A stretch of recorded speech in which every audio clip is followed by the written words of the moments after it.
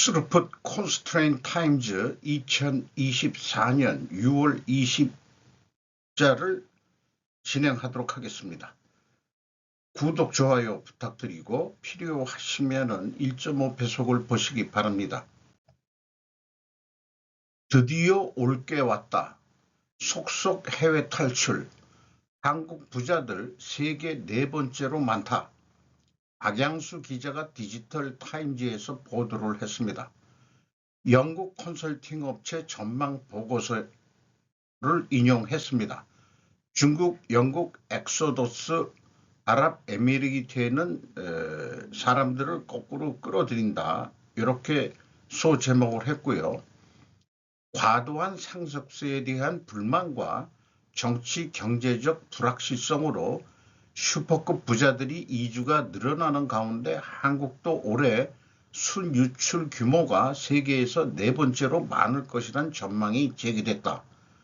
높은 상속세를 피하려는 자본이 해외로 유출되는 부작용이 점차 커지면서 캐나다에 이어 호주, 스웨덴, 노르웨이 등 각국이 상속세를 폐지했다. 우리나라 대통령실도 지금 상속세를 폐지는 전국적으로 폐지지만은 좀 상속세 내려야 된다는 견해가 지금 나오고 있죠. 한국은 고세율 기준으로 경제협력개발기구 회원국 중 일본 55%에 이어 두 번째로 상속세가 높은 것이다. 50%로 제가 알고 있습니다. 한국 부유층들이 향하는 곳은 주로 미국, 호주, 캐나다 등으로 분석했다. 물론 그 이민을 가시는 분들 중에는 그 재산이 꼭 많아서 가시는 분들이 있는 것만은 아닌 거로 알고 있습니다. 취업 등으로 해서도 좀 하고 또 자식 교육을 위해서도 우리의 그 어머니들은 강한 어머니들은 또 이주 가자 이렇게 해서 따라가는 경우도 있다고 그러고 뭐 여러 가지 경우가 있습니다.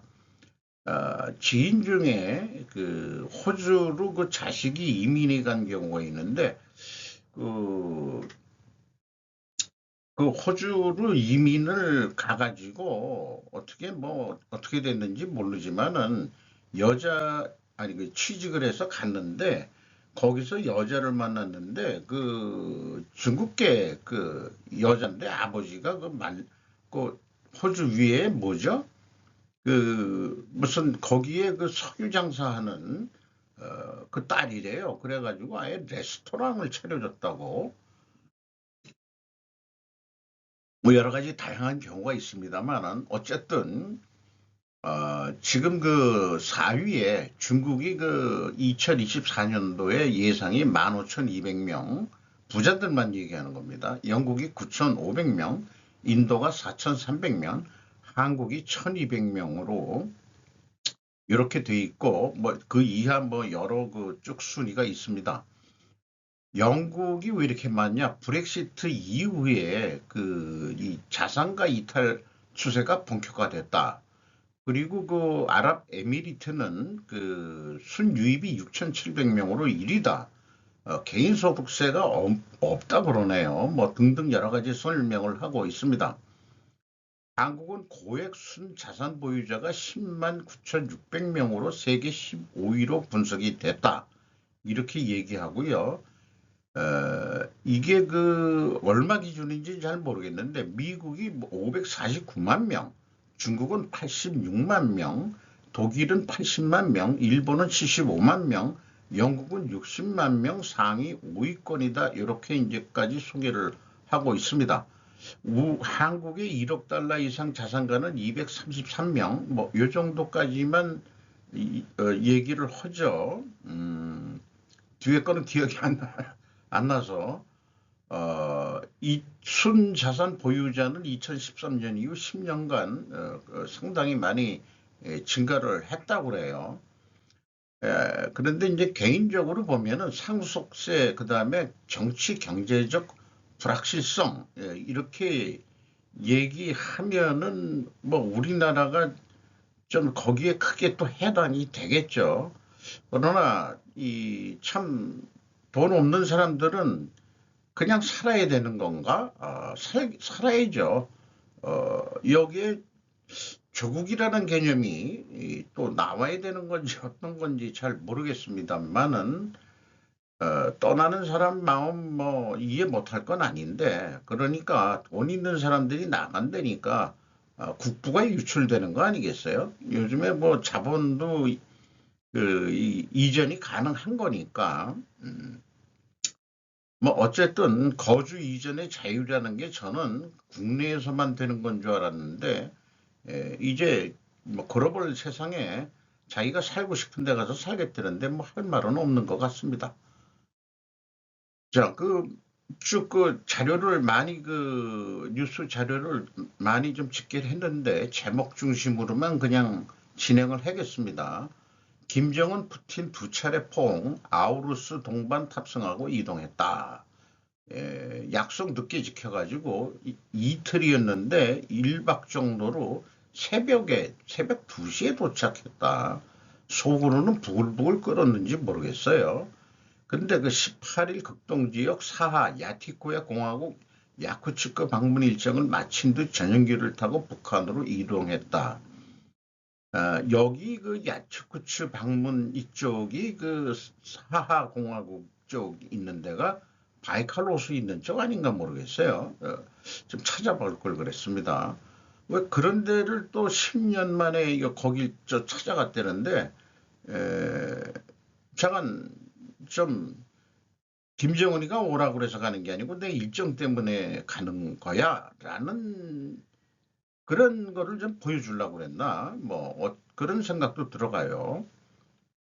그런데 이제 미국이 그 방문해서 다음과 같은 얘기들을 뭐 좀 얘기했답니다. 미 국무장관 북의 러시아 지원 차단 위에 모든 일 할 것. 워싱턴 김은중 특파원이 조선일보에서 보도했습니다. 블링컨 장관이 북한은 러시아가 우크라이나에서 사용할 수 있는 상당량의 탄약과 그 외 무기들을 러시아에 제공하고 있다. 러시아에 이중용도 품목을 수출하고 있는 중국에 대해서도 만약 중국이 정말로 전쟁 종식에 관심이 있다면 러시아의 전쟁 기기에 대한 지원을 중단해야 할 일이라고 했다. 이렇게 이제 브링컨 장관은 얘기했다는 거고요. 워싱턴 커린 잠피 에어 백악관 대변인은 정례 브리핑에서 다른 건 몰라도 한반도 문제를 해결할 수 있는 유일한 방법은 정치 외교적 수단이라고 재확인할 것을 주목한다.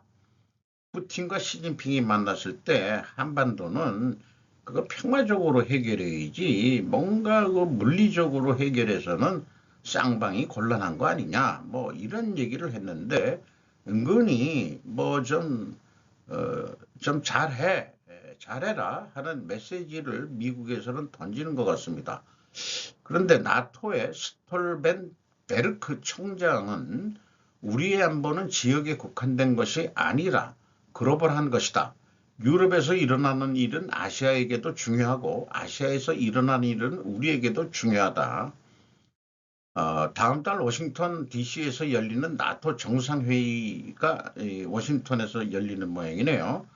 AP4라고 불리는 한국, 일본, 호주, 뉴질랜드 4국을 초청한 사실을 언급했는데 북러 군사협력이 정상회의 의제 중 하나로 논의될 것임을 시사했다. 나토 정상회의에 한국, 일본, 호주, 뉴질랜드 나토가 동진한다는 의미 이런 거로도 지금 이해를 할 수 있을 것 같습니다. 러북 순회회담 우크라이나 침공 중 전략관계 강화 역사관으로 대일견제라는 제목으로 지지통신 외신부가 보도를 했습니다. 포괄적 전략 파트너십 조약에 서명한다라고 소개를 하고 있고 러시아는 북한의 핵미사일 개발을 옹호하고 그 다음에 유엔 안보리의 대북 제재 결의 재검토에도 동참하는 입장이고 반면 북한은 무기 공여 대가로 러시아로부터 군사기술을 제공받는 것으로 알려졌다. 이렇게 소개를 하고 있고 특히 일본 입장에서는 1945년 8월 소련병은 항일 빨치산과 어깨를 나란히 하고 싸워 관동군을 물리치고 한반도를 식민주의자로부터 해방시켰다는 역사관을 선보였다. 이렇게 얘기를 하고 있습니다. 대러 제재를 가하는 비우호국 일본을 견제한 모양새다라고 일본 입장을 표현하고 있네요. 북한 일정이 종료하고서 푸틴은 베트남 수도 하노이로 가서 최고 지도자 응우엔 후청 공산당 서기장을 또 만난다 이렇게 되어 있습니다. 이게 뭐 숙소로 들어가는 길인 것 같습니다. 양쪽에는 통역관들인 것 같고, 그래서 이게 맨 앞에 가는 게 아니고 보니까 동영상을 보니까 앞에 경호원들이 먼저 앞에 쫙 가더라고요. 뭐가 있는지.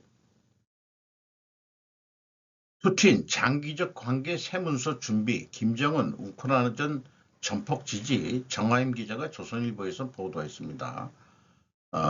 푸틴 러시아 대통령이 북한과 장기관계 구축을 위한 새 기본 문서가 준비되어 있다고 밝혔다. 이렇게 표현을 하고 이 공식적인 정상회담을 하기 이전에 또 확대 회의 하기 이전에 이런 말을 표현했고, 김정은은 북러 간 전략적 협력을 강화하겠다고 또 그렇게 구두상으로는 서로 인사말처럼 그렇게 얘기를 했다는 거예요.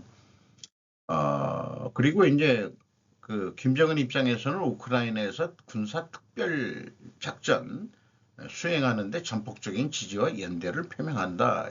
이런 식으로 표현을 했다는 거죠. 환영식에 뭐 또 인사하면서 푸틴과 김정은의 정략 결혼, 외로운 브로맨스 끝은 김희정 기자가 머니투데이에서 보도를 했습니다. 시간대별로 계속해서 좀 뉴스들을 내고 있죠.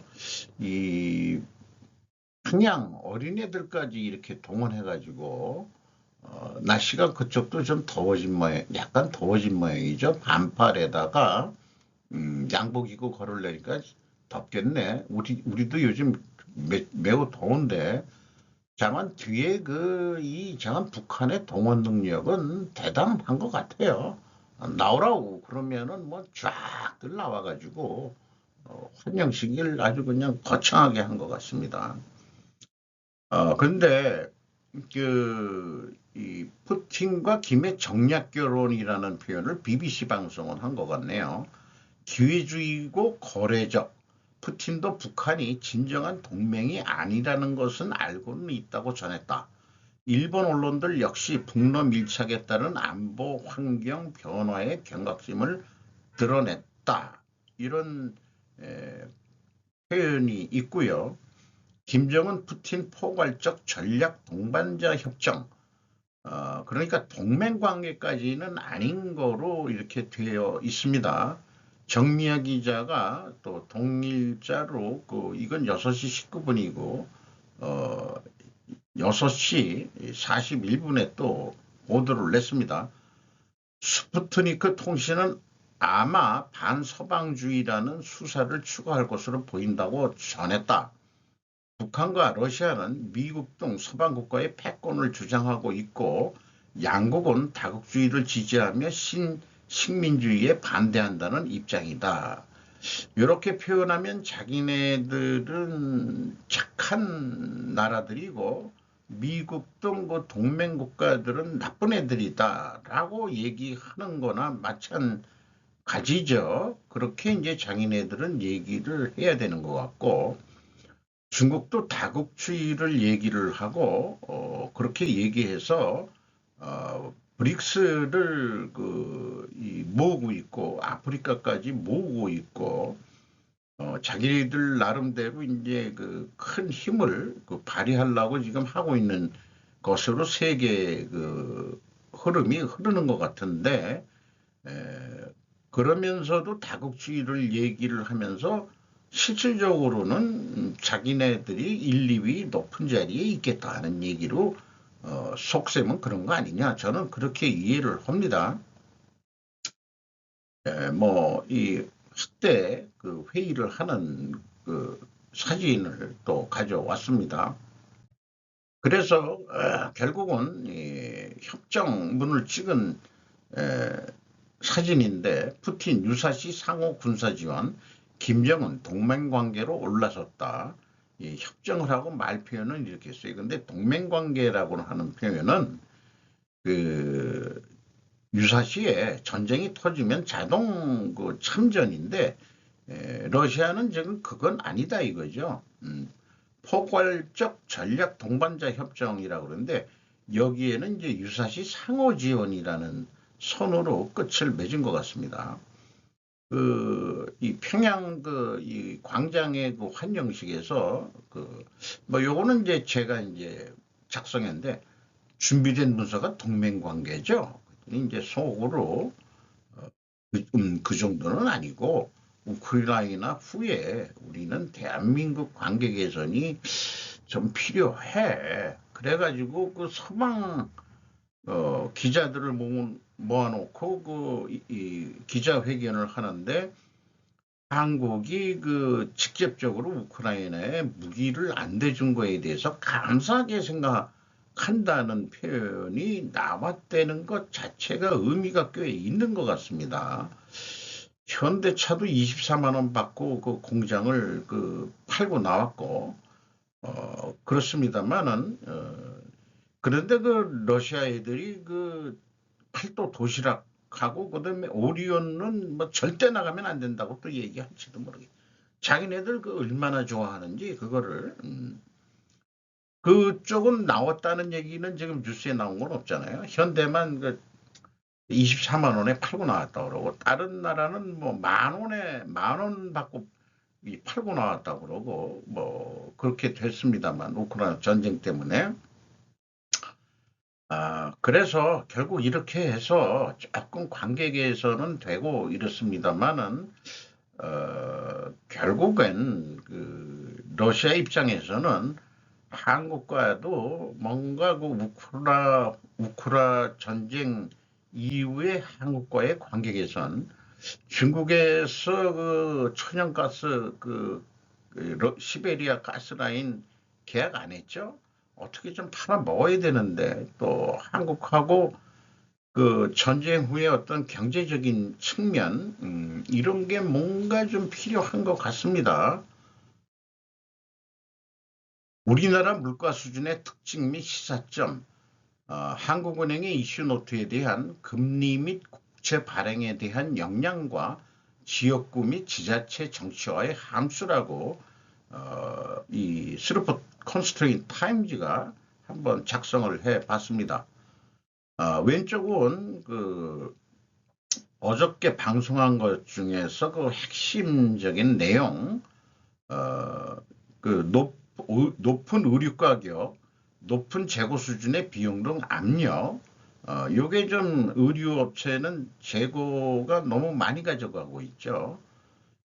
그리고 필수 소비재 가격을 안정시키기 위한 방법으로 공급 채널 다양화, 유통 구조 개선, 공공 서비스 공급 지속 가능성 등을 제안했었고, 실질적으로 이 금리 가지고는 물가를 생활 물가는 잡기가 어렵기 때문에 어떤 정책을 취하고 어떤 속도로 정책을 변화시킬지는 정부의 역할이라고 부연했다 그랬는데 이런 것들이 좀 중요한 이슈 같습니다.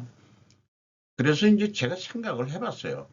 한은은 소비자 물가와 생활비는 개념 및 범위 차이가 있다는 견해를 분명히 했다. 따라서 통화 정책만으로는 생활 물가를 해결하기 어렵다는 입장을 확실히 했다. 인플레이션은 금리 조정으로 어떻게 해보겠지만 생활비는 그게 아니지 않느냐는 얘기다. 국채 발행은 한국은행이 사주면 화폐 발행으로 돈을 푸는 것이겠지만 시중은행이 산다면 시중돈을 끌어들여 인플레를 내리게 하는 효과가 있는 것 아닌가. 돈을 끌어들이니까 반대로 한국은행이 국채를 매입한다는 것은 돈을 다시 푼다는 얘기다. 저는 그렇게 이해가 됩니다. 일본 국채를 생각했을 때 또 국채 발행 시 국채 금리를 올리면 국채 시세는 떨어진다. 국채 금리를 내리면 국채 시세는 상승한다. 이걸 이해하는데 참 힘들었다. 예를 들면 10만 원짜리 국채를 10% 금리로 판다면 9만 원에 판다는 얘기다. 10년물 장기 국채가 5%로 내린다면 9만 5천 원에 판다는 얘기다. 이렇게 이해가 됩니다. 일본은행은 정부 국채 발행분 50%를 사주었기 때문에 화폐 발행으로 정부의 재정 확보를 지원했다. 의류, 농산물 모두 유통구조는 개선돼야 한다는 주장인데 구체적으로 어떻게 해야 되는 것일까? 그리고 의류의 높은 재고 수준을 언급하고 있다. 재고 비용의 원가를 올려 판매 가격 인상에 영향을 미친다는 것으로 인식이 되죠. 의류에 관한 한 물류창고를 중앙창고화하고 전국 매장 재고는 줄여야 한다는 구체적인 경영 방법을 컨설팅할 필요가 있다고 생각을 합니다. 각 매장에 최소의 재고를 전시할 필요가 있다. 많이 둘 필요가 없다는 얘기죠. 잘 팔리는 옷들만 두고 그 다음에 요즘은 인터넷 뭐 이러니까 그 매장에 여러 가지 그 디스플레이 이런 거 해가지고 각종 그 패션 모델 이런 그 의류 모델들을 다 볼 수 있게 하고 그 정도로 좀 진화된 그런 거를 기업들이 좀 해나가야 되지 않겠냐.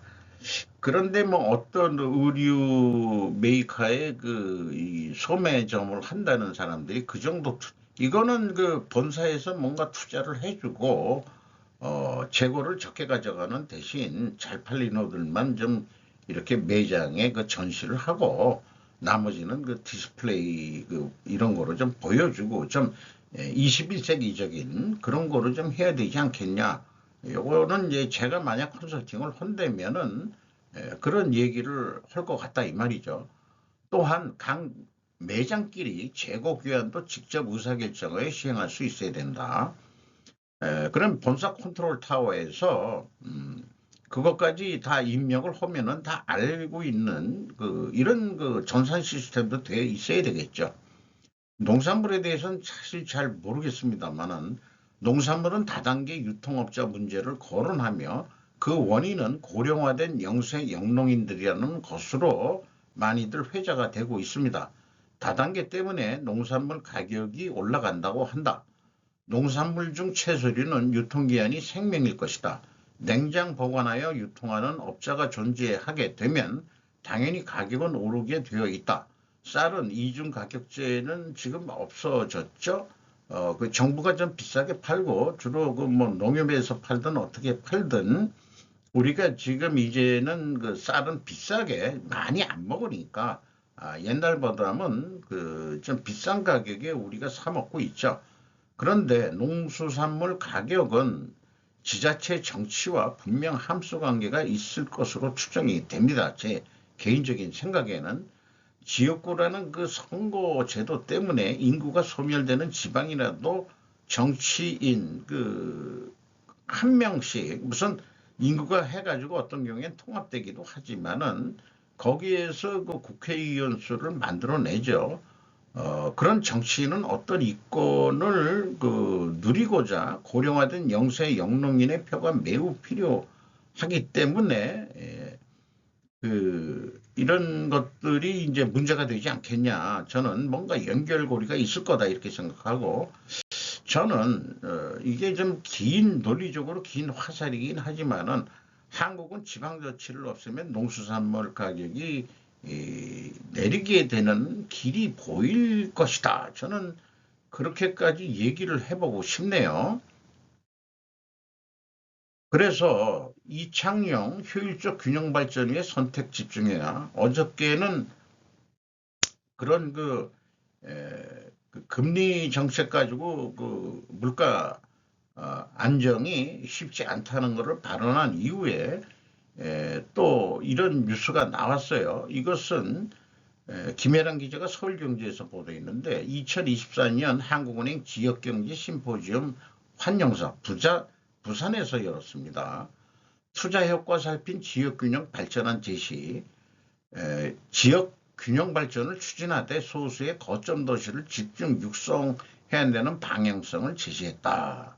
이렇게 되고 그 통화 정책을 효과적으로 수행하려면 우리 경제가 짧은 시간에 이룩한 성취인 만큼이나 산적한 구조적인 문제들이 깊이 이해하는 것이 반드시 선행되어야 된다. 이렇게 얘기하고 있고, 이 자리가 당장은 어려움이 따르더라도 지역 균형 발전 정책이 나가야 할 방향에 대해 치열히 고민하고 공감대를 형성하는 장이 되기를 희망한다. 이 심포지움이라는 게 뭐 토론도 하고 그런 거죠.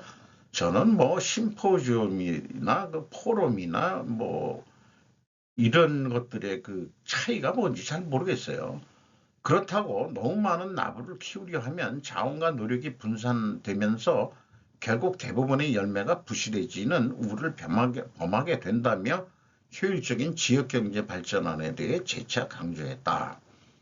근데 말은 그 소수 거점 도시 효율적인 지역경제 발전은 말의 성찬이라고 느껴지고 직선적인 표현을 하자면 지역을 편중 발전해야 된다라고 얘기하는 거 아니냐 저는 이렇게 이해가 돼요. 전라도 광주에서는 언제 심포지엄을 할 것인지 이미 했는지 그건 잘 모르겠습니다. 이 부산에서 했다 그러면은 먼저 호남 지방 그래도 이 호남 지방에는 전라도 광주가 대표적인 도시 아니겠어요? 이런 데는 언제 가서 할 건지 아니면 미리 지금 했는지 여부는 확인이 되지 않으면서 제가 이런 견해는 씁니다. 이런 걸 열더라도 좀 지역적인 그 관점을 생각해서 해야 될 것 같은데 그래서 선택과 집중이 중요하다고 그랬는데 권역별 지역 내 총생산 및 경제 성장률을 위해서 지역 내 총생산을 얘기했는데 충청도가 제일 높게 되어 있고요. 수도권이 두 번째고 대경이 뭔가 했더니 대구 경북이네요. 이 중간쯤 있고 호남이 그 다음이고 동남권 대구 경북의 동남권 그럼 경남이나 이런 건데 요게 이제 조금 더 낮고 이렇게 되어 있습니다. 그리고 이거를 막대 그래프로 했는데 수도 충청을 묶어서 했고 동남하고 호남 대경을 묶어서 했고 강원하고 제주를 했는데 이렇게 얘기하면은 곤란하지. 왜냐면은 이런 축으로 경제 발전을 해왔단 말이에요. 그래서 전에도 취급한 얘기지만은 인구가 한국은 경인지방에 인구의 반이 지금 살고 있고 부산의 경제력, 이거 대구겠죠. 부산은 울산까지 포함일 겁니다. 이렇게 영역을 보면은. 그럼 경남은 요 정도 된다. 그러면은 호남은 뭐 사람도 별로 없고 그다음에 좀 이렇게 산이 높게 나와 있죠. 예, 최근에 그 새만금도 있고 이렇게 되니까는 우리나라는 진짜 그 정치적으로나 경제적으로나 된다 그러면 서해안 시대를 누가 그 얘기를 해서 이거 야권이 얘기하면 안 됩니다. 이 보수 세력 쪽에서 자 그러면은 여기를 키우자. 그러니까 이 새만금 이쪽도 좀 키우고 지금 키우고 있는 중이긴 하지만은 그리고 이제 전통적인 호남, 전남 이런 쪽에 물론 광양제철소 이런 데가 이제 순천 쪽인가 뭐 이런 데도 가 있습니다만은 뭔가 산업 클러스터를 형성해 가지고 좀 개발해야 되지 않겠냐 그런 생각이고 이 발전축은 이렇게 올라가야 되겠다. 그 다음에 이제 이 경부축은 또 계속해서 쭉 미래로 이거 제가 그렸던 거는 원산 흥남으로 해가지고 나중에 나진까지 가는 거로 미래 계획을 세워볼 수 있겠어요. 이쪽은 평양으로 가서 신의주까지 가고 이런 생각을 해봤습니다. 그래서 선택과 집중을 해야 한다면 서해안 시대를 만들라고 말하고 싶다. 여기에는 새만금 지역 포함이다. 전남을 고려해야 할 것. 하는이 시나리오 분석한 결과 비수도권 대도시 중심의 생산성 개선이 수도권 위주의 생산성 개선보다 비수도권 중소도시 군 지역 경제 말하자면은 그 발전하는 것이 더 나은 성과를 가져오는 것으로 추정됐다. 이렇게 된다면은 여러 가지 그 비수도권 이런 데는 인프라 이런 도로 뭐 이런 전력 이런 것들을 그 인프라를 투자를 또 정부가 해야 되는 거겠죠. 그렇게 생각이 됩니다. 삼겹살 2만 원 중 고깃값은 3,500원, 인건비 부담 줄이겠다. 조소진 기자가 한국일보에서 보도를 했는데 한국은행이 또 그런 뭐 보도들도 내니까 송미령 농림축산식품부 장관이 간담회를 열었는데 폭염 대비 봄배추 등 비축 늘렸다. 금사가 논란 없을 것, 과일값 안정시키겠다. 서울서 삼겹살 1인분 2만 원 돌파가 됐는데 김밥 한 줄 3,400원. 우리 동네도 그 3,500원이 제일 싼 거예요. 김밥 천국이 3,000원으로 가격을 안 올렸는데 내용물이 빠졌더라고. 전에보다 그걸 느끼게 됩니다. 성미령 농민축산식품부 장관은 19일 정부 세종청사에서 진행된 원래 기자 간담회에서 삼겹살 가격이 실제 돼지고기 가격이 차지하는 비중은 17% 3,500원 밖에 되지 않는다며 나머지는 인건비와 상차림비, 임대료 등 부담인데 인건비 부담을 줄이겠고 했다. 그 인건비 부담을 어떻게 줄이느냐? 외국인 쓴다. 이 나인 비자로 들어온 외국인이 외식업에 취업할 수 있게 했지만 한식업 5인 미만 사업장은 업력 7년 이상, 5인 이상 사업장은 5년 이상 주요 100개 지방자치단체 한정 등 제한 요건이 있었다. 이렇게 되는데 실제 외식업계에서는 이를 활용할 수 있는 경우가 제한적이라는 얘기다. 이렇게 얘기하는데 우리나라 식당에 서빙하는 아줌마들 한국인들 요즘 눈에 안 띄고 한국말은 다 하지만 조선족 아줌마들이 많고 그리고 이제는 배짱들이 세가지고 툭하면은 안 나온다고 그러고 지들끼리 무슨 단합을 해가지고 뭐 공산주의에서 살았는지 뭐 해가지고 집단적으로 하는 거를 잘해요. 집단농장 이런 출신들이라서. 그 얘기 들어보면은 동네 재래시장을 침투하는데 중국인들이 차이나타운을 만들어가는 그런 과정 이런 것도 있고 매우 심각한 경우도 있습니다. 그냥 그 외국인 그냥 무지막지 들여와서는 안 된다고 생각을 해요. 저는 뭐 개인적으로 그렇습니다. 소비자가 안 사 먹으면 된다. 비싸면은. 그리고 그 소비가 줄면 파산할 삼겹살집도 증가할 것이다. 순댓국이나 사 먹어야 되겠다. 아주 그냥 감정적으로 이런 생각이 들어가네요. 중국의 그 돼지고기 가격이 폭등했다는 얘기가 있죠. 무슨 중국에서는 돼지고기가 없으면 모든 음식이 안 되고 그럴 텐데 그래서 호주에선가 어디에서 그 수입을 하고 그러는데 그게 잘 안 되나 뭐 어쨌든 호주가 어디서 해야 되는데 친숙하게 뭐 판다도 보내고 다시 중국이 그런다는 소문도 있죠. 물가고라고 합니다만 일본은 의외로 나은 지역이다. G7 데이터 비교를 해서 나리타 유스케시라는 사람이 동이 히가시네요. 히가시 잊어버렸어요. 옛날에 조금 배웠는데 스포츠의 약자를 스포라고 한 건지 얘네들 참 말 붙이는 거 보면 나리타 씨는 미국의 CEA 대통령 경제자문위원회에 의한 2019년에서 2024년의 GDP 실질 성장률의 그래프도를 붙여 최근 5년 약의 G7 제국을 비교해 본다라고 썼다. 그 그래프에 대해 나리타 씨는 일본은 인플레이율이 압도적으로 낮다.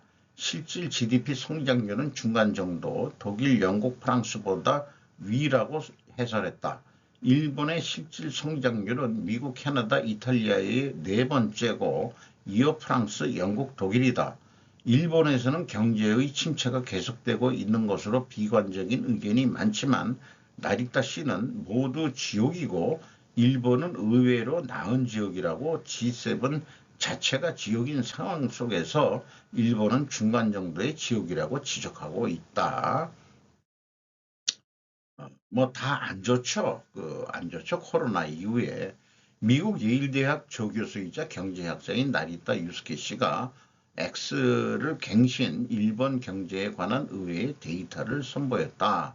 이렇게 했는데 이렇게 생긴 사람인 모양입니다. 요거는 참고적으로 이 절망하는 젊은이의 그냥 사진을 그냥 갖다 붙였어요. 빅5 총 출동한 방산대전 키워드는 제공권과 무인화. 최지훈 기자가 비즈왓지에서 보도를 했습니다. 대전에서 국방산업발전대전을 개최했는데 방산회사가 많이 참석을 해가지고 LIG 풍산 드론 기술 뽐냈고 카이는 유무인 체계 하나 현대로 제공권 뒷받침할 육산 전력을 과시했다. 이런 얘기고 이런 얘기 똑같이 제가 했네요. 하나 에어로스페이스의 K9 자주포 분야에서 점유율 1위를 차지하고 있다. 현대 로템은 스텔스 기능을 탑재한 차세대 전차가 주목받았다. 이게 스텔스 기능이 있는 차세대 전차라고 하네요. 자관 우리나라가 방위산업으로 수출을 많이 해야 된다고 생각을 합니다. 또 경제를 버티기 위해서도 그렇고. 거센 중국 반발 뚫고 펠로시 등 미 의회 대표 인도에서 달라이라마 회동 유창학 기자가 연합뉴스에서 보도했습니다.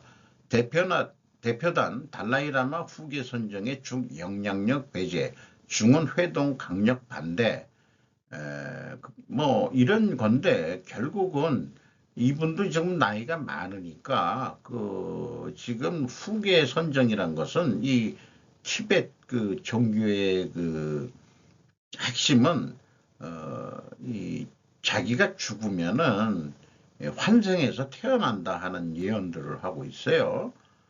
그래서 이제 후보자들을 데려다가 키워가지고 그 중에서 최종 선정을 한다. 이런 얘기들이 있죠. 달라이라마는 오늘 20일 무릎 치료차 미국으로 출발할 예정으로 알려졌다. 미국 의회 민주당 의원들이 찾아가서 만났고 지금 펠로시 의원은 이제 국회 의장이 아니죠. 하원. 민주당만 간 게 아니겠죠. 차관 무릎 치료차 가면은 또 그 미국에 누구를 만날지는 아직 뭐 정해지진 않았다 그러고.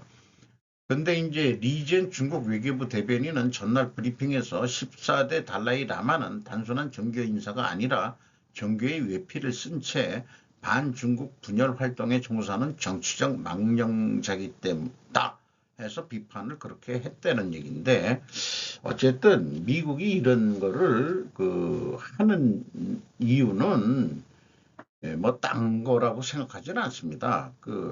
중국 해체가 결국 목표죠.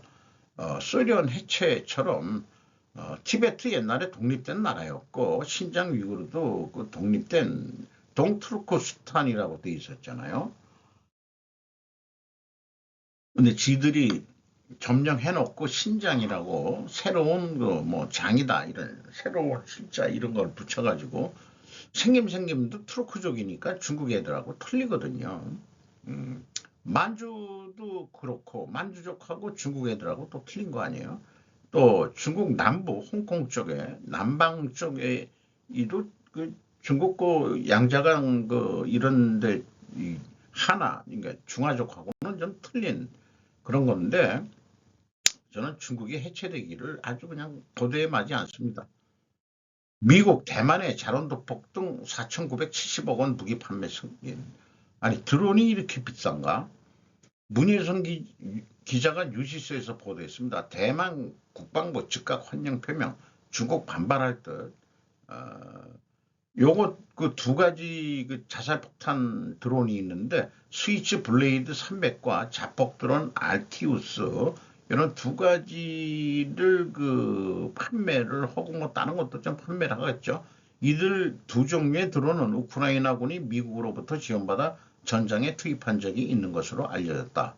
대만 국방부는 중국이 대만 주변에서 빈번하게 군사작전을 벌이는 상황에서 이번 무기기 판매권으로 대만군은 적군의 동향을 실시간으로 탐지하고 위협에 신속하게 대응할 수 있을 거라고 강조했다.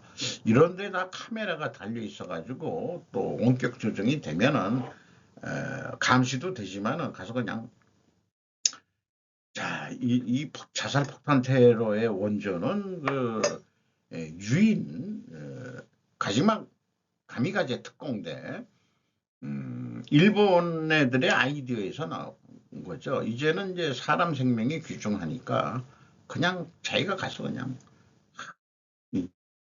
이런 거로 전쟁이 변하게 될 것 같네요. 베일에 쌓인 사업가, 초저가 오파라 매출 60조 기록한 쉬인 창업자. 요거는 한번 그냥 쫙 한번 읽어봐 주시면 감사하겠습니다.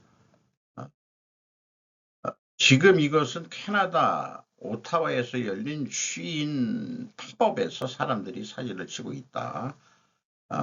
여러 가지 그 판매 알고리즘, 소량 판매, 아까 우리 의류 얘기를 했습니다만은, 여기 그 소규모 공장들과 관계를 맺고 판매에 확신이 있는 제품만 소싱하는 것이 중요하다는 사실을 배웠다.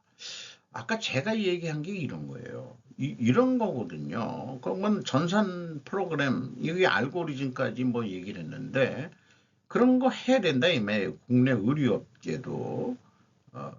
그래서 이거는 뭐 서양 여자들이지만은, 그러니까 남하고 똑같은 옷을 입으면은 요즘은 기분 나빠하잖아요. 그러니까 이 소량 생산해서 자기만의 그거에 맞는 것들을 딱딱 입어가지고 그러니까 여기가 매출 450달러 약 62점 매출해가지고 영국에 상장을 한다. 영국에 중국에서 빠져나와가지고 산동종 출신이 되는데 싱가포르 쪽으로 본사를 또 옮긴다 하는 얘기도 소개하고 있습니다. 이상 마치도록 하겠습니다.